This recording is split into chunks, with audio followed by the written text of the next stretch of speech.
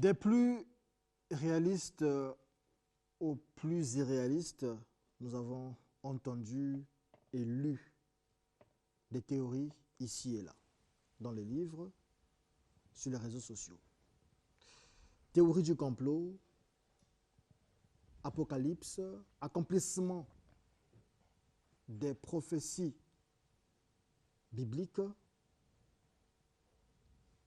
Mais il y en a aussi qui nous disent que le coronavirus n'a rien de tout ça. Le coronavirus est une maladie normale, naturelle. Et donc, rien à voir avec l'Apocalypse ou toutes les théories du complot. C'est en fait la question qui divise ici le docteur Renaud Boris Mbota, bonjour. Bonjour, monsieur le journaliste. Et le pasteur Baran Bekou, bonjour. Bonjour, monsieur le journaliste. Vous avez eu ici à passer dans l'une de nos rubriques, le temps du réveil, et nous avons suivi attentivement. Nous nous sommes dit que le docteur Baran et le pasteur Baran Bekou et le docteur Renaud Boris Mbota ne parlaient pas le même langage autour du coronavirus. Et aujourd'hui, on aimerait bien comprendre les propos. Ici, on va donner la parole au pasteur Baran Bekou. Le coronavirus, c'est bien l'accomplissement des Écritures bibliques. C'est cela, effectivement. On vous écoute. Parce que, quand, selon la Bible, quand un malheur arrive, quand une maladie frappe, selon la Bible, il y a beaucoup d'origines, peut-être 4 ou 5. Il y a une origine qui est naturelle. L'apôtre Paul, dans le livre 1 Timothée, chapitre 5, 1 Timothée, chapitre 5, verset 23, a dit à Timothée, Paul a dit à Timothée, ne prends pas seulement de l'eau à cause de tes fréquents malaises et ton mal d'estomac, prends un peu de vin. Donc l'estomac n'était pas un envoûtement, une menace de Dieu ou quoi. C'était une maladie naturelle. Naturellement, on peut avoir un problème de santé. Et une autre origine, c'est le péché. Dans le livre de Marc, chapitre 2, de 1 à 12, il y a un monsieur qui était paralytique, on l'a amené à Jésus, et Jésus a dit, mon fils, tes nombreux péchés te sont pardonnés, lève-toi. Et ce monsieur s'est levé, pourtant il a subi beaucoup de traitements. À cause du péché, on peut s'amener un malheur dans notre santé. Une troisième origine, c'est Dieu lui-même. Dieu peut décider de faire quelque chose. Dans le livre de Jean, chapitre 9, voilà. Et il y a une autre, la cinquième origine, c'est quand le peuple pêche, le Seigneur se retire de lui, il lui donne le dos, alors le diable profite de l'absence du Seigneur et frappe ce peuple sévèrement. C'est dans ces mots que nous allons rentrer en profondeur pour démontrer que cette pandémie a une situation, a une origine spirituelle. Merci beaucoup pour les 2 minutes épuisées. Et donc, Renaud Boris Mbota, vous avez aussi 2 minutes. Mais vous nous disiez que le coronavirus n'a rien à voir avec tout ça. Évidemment, le coronavirus n'a rien à voir avec tout ça. Je salue d'abord tous les téléspectateurs. Et je crois que je ne vais pas juste emmener un autre son de cloche pour paraître différent, non. Mais c'est juste pour qu'on soit plongé réellement dans la réalité des Écritures. Et j'apprécie déjà l'introduction de mon cher ami qui a évoqué l'origine naturelle des mots, qui a évoqué plusieurs origines, comment est-ce que les mots viennent. Mais j'aimerais qu'on puisse répartir un peu pour poser les bases, pour savoir qu'est-ce qui a amené aujourd'hui que l'humanité tout entière puisse être sujet à ces fléaux qui ne fait pas de distinction de religion, de race, de nationalité, ainsi de suite. Pour commencer d'abord, je l'ai dit ici que cette pandémie est naturelle. Elle est naturelle pourquoi? Parce que du fait qu'elle provient d'abord, en introduction, elle provient d'abord du contact entre l'homme et les animaux, et en plus, elle touche un monde observable, donc sur le point de vue écologique. Alors, donc sur ce point, emmener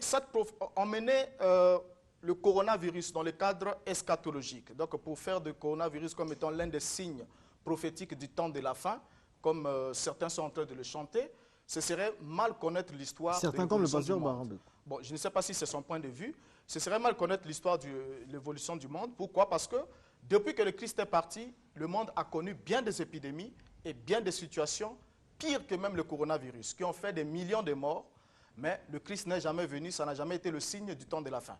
Et lorsque le Christ parle de signe du temps de la fin dans Matthieu 24, on lui pose la question, on dit quel est le signe de ton avènement et de la fin du monde? Le signe.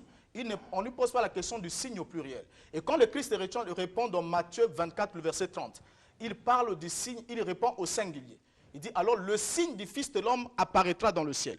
Donc le signe du Fils de l'homme n'a rien à voir avec les épidémies, les guerres, ainsi de suite, comme les gens sont en train de le chanter. Non, bien au contraire.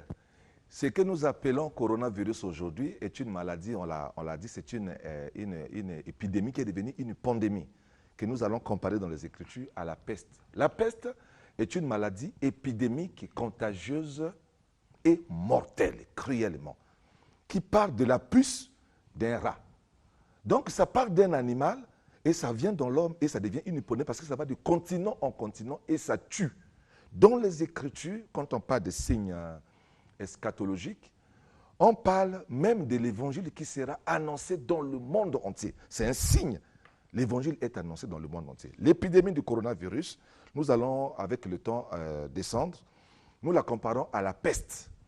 Et à quel moment la peste a visité l'humanité? À tout moment. Selon les Écritures, nous allons y revenir, nous allons découvrir que le Seigneur, beaucoup de fois, quand l'homme lui a donné le dos, quand l'homme s'est affilé, quand l'homme a adoré la créature au lieu du Créateur, quand l'homme est devenu est descendu et s'est animalisé, est devenu une chose. L'homme va se marier avec un animal. Deux hommes se marient, deux femmes se marient. Ça, c'est tourner le dos au Seigneur. Ça, c'est anarquer le Seigneur. Et le Seigneur tourne le dos à ce peuple-là et les frappe et effectivement de la peste. Nous avons défini que la peste est une maladie épidémique, contagieuse et mortelle qui part de la puce d'un rat.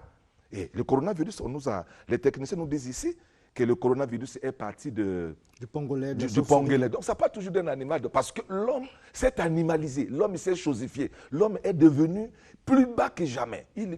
Pour lui, Dieu n'existait pas. À ce moment-là, le Seigneur frappe l'homme de la peste. Et nous allons découvrir dans les Écritures, avec beaucoup plus de détails bibliques, qu'est-ce que c'est réellement. Peuple de Dieu, suivez-nous et vous serez édifiés. D'accord, alors, question quand même, pasteur Baran Békou, est-ce que nous approchons là de l'heure en question? Est-ce que le Fils de l'homme revient déjà? Est-ce que c'est un signe, un des signes de la fin des temps? Déjà, le Nouveau Testament dit Jésus vient bientôt. Quand le Seigneur s'en va, il dit qu'il viendra comme un voleur. Mais quand déjà l'évangile est annoncé. Les signes annonceront tout ça, voilà. Oui. Est-ce que le coronavirus fait partie de ces signes-là? Quand il y a la peste, parce que les hommes se refusent. Les hommes se refusent. Ils ne sont plus des hommes. Ils couchent avec des bêtes, par exemple. Excusez-moi le terme. Ça, c'est l'homme se refuse. C'est quand, au temps de Noé, par exemple, quand Dieu avait décidé de détruire l'humanité par l'eau.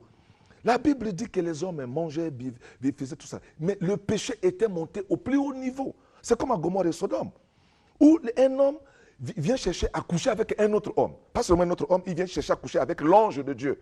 Quand même l'autre leur dit, si vous avez besoin des femmes, moi j'ai des jeunes filles vierges, je vous les donne. Non, non, non, on n'a pas besoin de jeunes filles vierges. Nous voulons seulement coucher avec les étrangers qui sont venus chez toi. Alors la colère du Seigneur est tombée dans ces villes-là. Merci beaucoup, Renaud Boris Mota. Ok, merci beaucoup.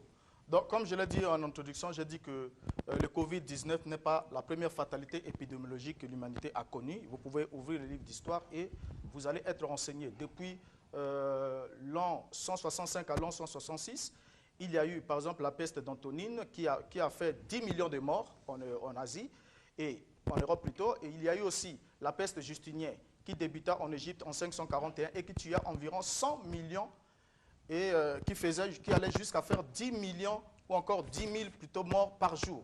Or, nous n'en sommes pas encore arrivés là avec le coronavirus. Donc, il y a eu des fatalités épidémiologiques qui ont été plus fatales que le coronavirus, mais les gens aussi à cette époque-là avaient chanté que c'était le signe de l'avènement de Christ, mettant les gens dans un certain suspense et tout, mais ça n'a pas été le signe de l'avènement de Christ. Et lorsque le Christ aussi parle du signe, il dit il y aura des guerres, des bruits de guerre, des tremblements de terre en divers lieux, mais il souligne un peu plus bas, lorsque vous lisez votre Bible, il dit, toutes ces choses-là vont arriver, car ces choses arriveront, mais ce ne sera pas encore la fin.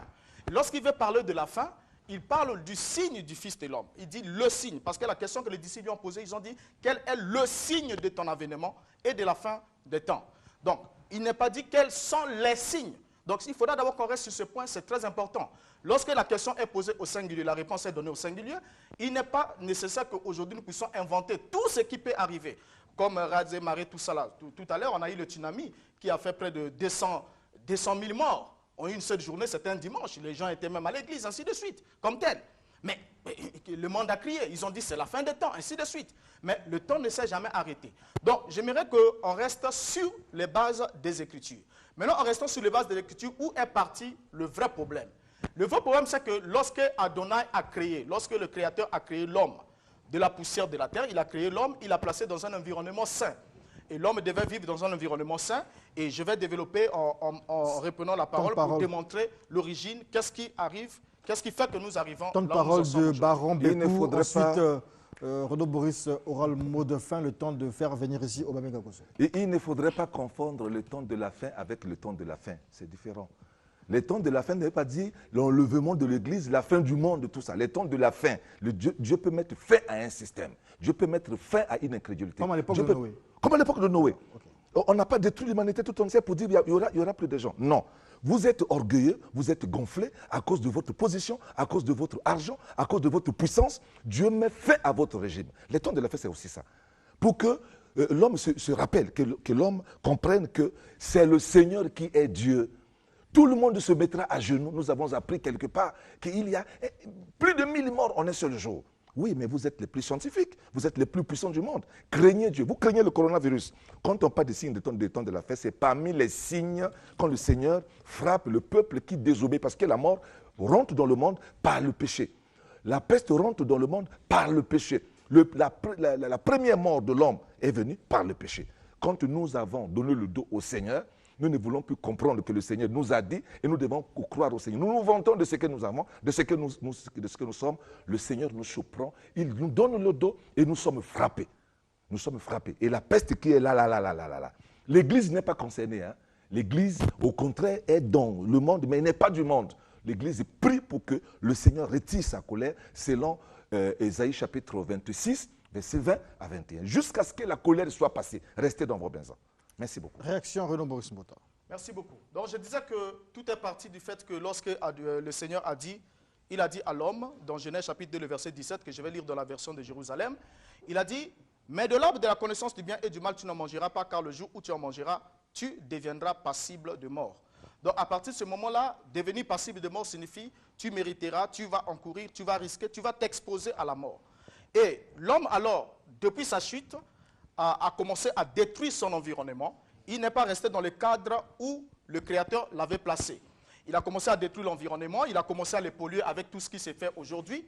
Et le développement même de l'humanité, qui va en l'encontre des lois même du Créateur, a emmené l'homme jusqu'à ce qu'il puisse polluer les océans, détruire les arbres, ainsi de suite, détruire même l'environnement dans lequel vivaient les animaux qui étaient des hôtes intermédiaires ou porteurs des virus. Parce que les virus ont toujours existé, tous les virus ne sont pas nocifs à l'homme. Mais une fois qu'on a détruit, on a touché le domaine réservé à ces virus-là, ces virus n'ayant plus d'hôtes dans lesquels résidaient, ces virus migrent maintenant vers l'homme. Et lorsqu'ils viennent vers l'homme, ils peuvent devenir alors pathogènes et apporter de grands dommages à l'être humain. Alors, tout cela arrive pourquoi? Parce que ça touche toutes les couches. Il faudra d'abord qu'on le dise. Parce que l'homme a d'abord tourné le dos envers le Créateur. L'homme n'a pas connu ses limites. L'homme a commencé à détruire ce qui devait protéger, c'est-à-dire l'écosystème et tout. Et aujourd'hui, il est comme celui qui a craché vers le ciel. Lorsque vous crachez vers le ciel, la salive vous retombe sur la tête. Donc, ce qui arrive aujourd'hui à l'homme et à l'humanité tout entière vient juste interpeller l'homme pour qu'il prenne conscience qu'il y a un Créateur qui règne au-dessus de toutes les nations. Et il règne au-dessus de tout. Et c'est lui qui est le véritable protecteur, c'est lui qui est la véritable solution. Et la preuve en est, l'humanité tout entière aujourd'hui, les grandes puissances aujourd'hui, sont complètement mises à genoux. C'est une guerre, une véritable guerre, mais que l'arme atomique ne peut pas résoudre. Et aujourd'hui, nous ne sommes pas encore à la fin, tant que l'homme ne comprendra pas la leçon. Merci. Merci beaucoup. Et donc la main de Dieu est derrière ça. Alors, donc la main de Dieu est derrière ça. Nous allons écouter maintenant Obamé Gakoso, le panafricaniste, bonjour. Bonjour. Vous avez suivi, écouté les deux pasteurs. Comment vous réagissez? On va vous donner 3 minutes. Merci beaucoup. Une salutation à toutes les téléspectatrices et à tous les téléspectateurs. Je regrette une seule chose, c'est que nous n'ayons pas été deux à avoir suivi le débat, parce que malheureusement, il y aura un problème d'équité. Je vais pencher plutôt vers mon côté gauche. Voilà. Pourquoi je le dis? Vous savez, l'homme est sur Terre depuis fort longtemps. Nous allons partir. Il y aura des centaines, des milliers, sauf si l'humanité est détruite.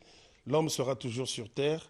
Et au fur et à mesure que nous allons continuer à évoluer, on fera le bilan du bien comme du mal, comme un bon comptable qui doit équilibrer le passif et l'actif. Et comme l'a dit M. Mbota tout à l'heure, des calamités naturelles, ce n'est pas ce qui manque. Des épidémies, ce n'est pas ce qui manque.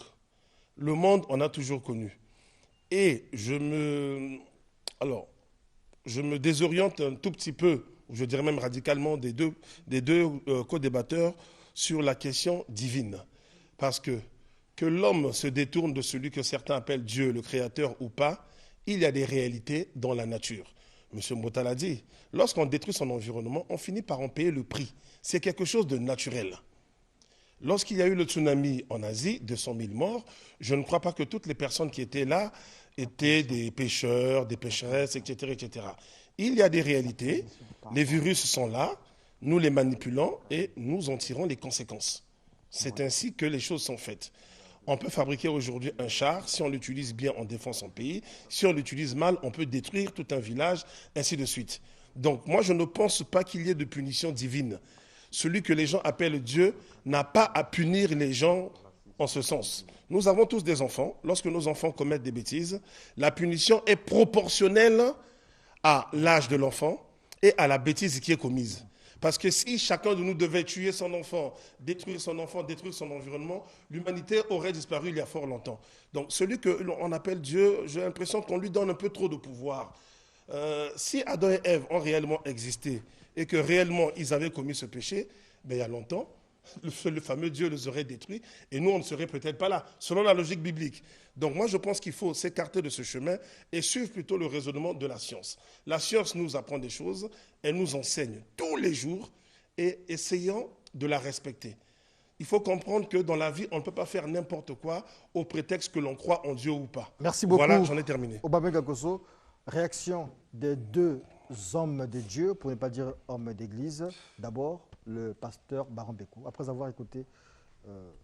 Nous sommes à l'heure de l'interpellation où le Seigneur, le Créateur du ciel et de la terre, est en train d'interpeller l'humanité. Les grands du monde sont à genoux. Les grandes puissances militaires, économiques et scientifiques sont à genoux. Il faudrait que l'homme se convertisse, que l'homme arrête. Le mal est tellement monté, comme au temps de Noé, comme au temps de Gomorrhe et Sodome.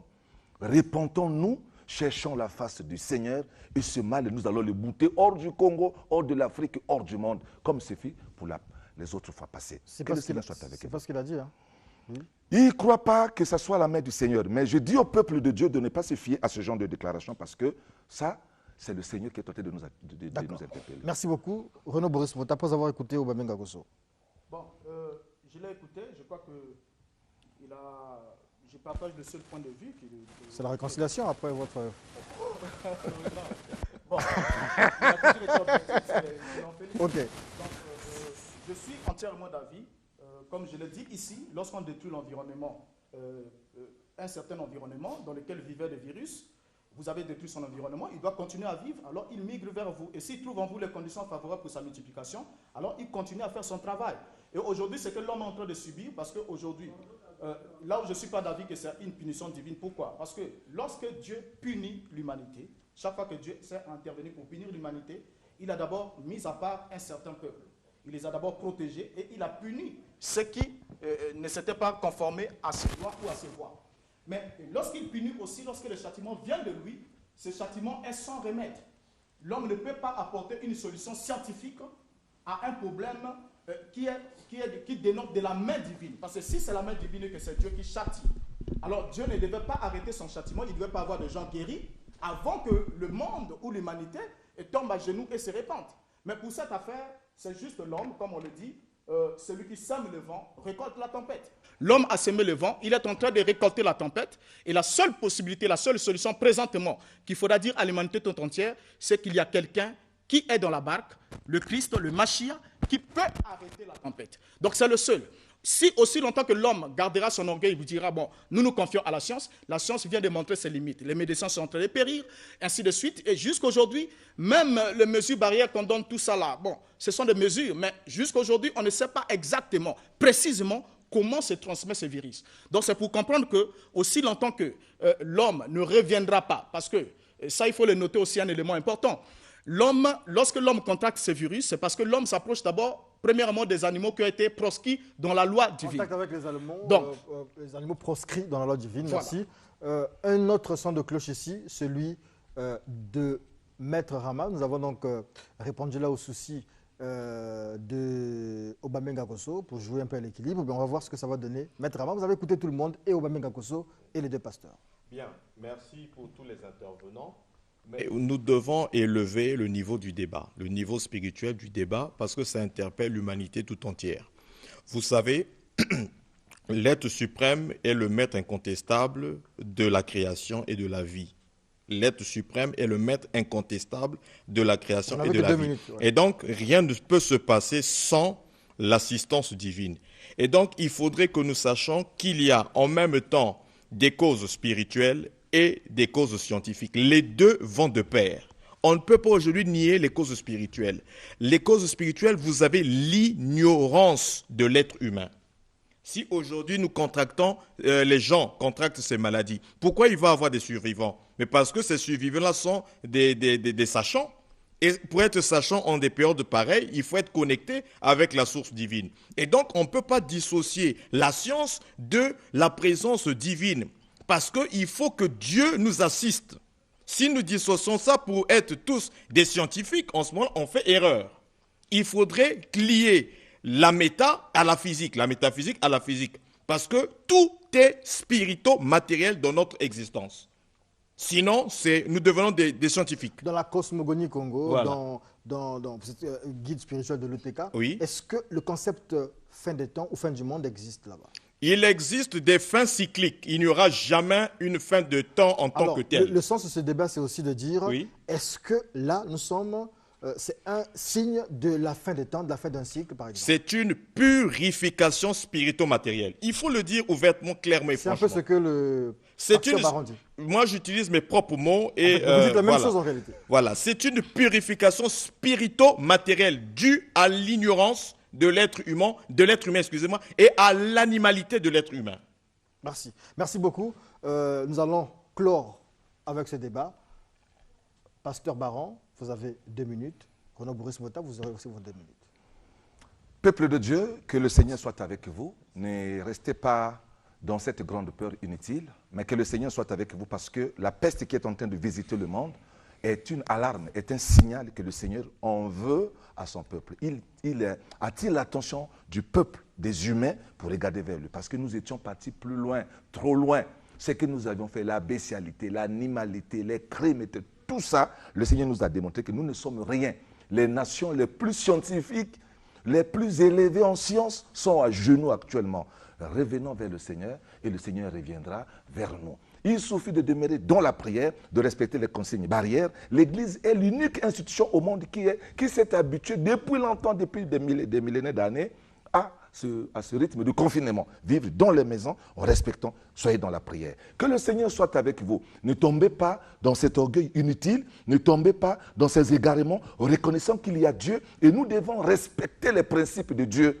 Si on respecte les principes de Dieu, nous serons protégés. Même en Chine là-bas, il y a des gens qui ne sont pas morts. À Wuhan, il y a des gens qui ne sont pas morts. Aux États-Unis, il y a eu 1200 et quelques les jours derniers. Il y a des gens qui sont épargnés dans les mêmes maisons parce qu'ils connaissent les principes divins et les pratiques. Le Seigneur soit avec vous et qu'il bénisse le Congo, qu'il bénisse toute l'Afrique. Merci beaucoup, Renaud Boris Mota. Merci beaucoup. Et s'il y a un message que je peux adresser, c'est juste, comme je l'ai dit tantôt, que c'est un temps de réflexion parce que si le corona est arrivé, parce que rien ne peut arriver sur la terre sans que cela soit porté à la connaissance divine. Donc, l'omniscience, comme je l'ai toujours dit, l'omniscience n'inclut pas la causalité. C'est-à-dire dire que c'est Dieu qui a envoyé ce virus. Dieu ne ferait pas une chose pareille, mais l'homme est en train de récolter par rapport à ce qu'il a eu à s'aimer. Tout est volonté divine, hein? Bon, c'est votre temps de parole. Non, la volonté est permissive et il y a la volonté parfaite et il y a aussi la volonté permissive.